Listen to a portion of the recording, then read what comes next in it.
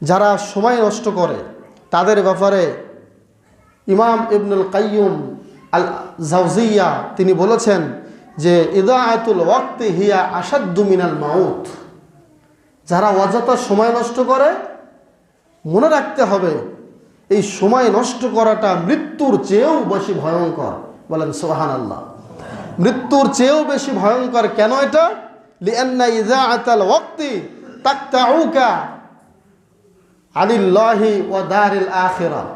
নিশ্চয়ই সময় নষ্ট করলে তুমি আল্লাহ থেকে দূরে চলে যাবে এবং কিয়ামতের জগৎ থেকে আখিরাত থেকে তুমি অনেক দূরে চলে যাবে। আল্লাহকে এবং আখিরাতকে তুমি ভুলে যাবে। সুবহানাল্লাহ।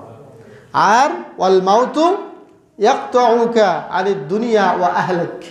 আর মৃত্যুটা তোমাকে কোত্থেকে দূরে সরাবে?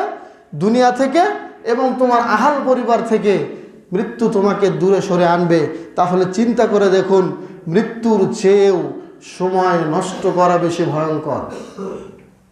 সময় নষ্ট করলে আল্লাহর থেকে এবং আখিরাত থেকে কি হয়ে যায়? দূরে সরে যায়। আর মৃত্যু হলে মানুষ আহাল পরিবার রেখে দুনিয়া রেখে আল্লাহর সাথে চলে যায়। তাহলে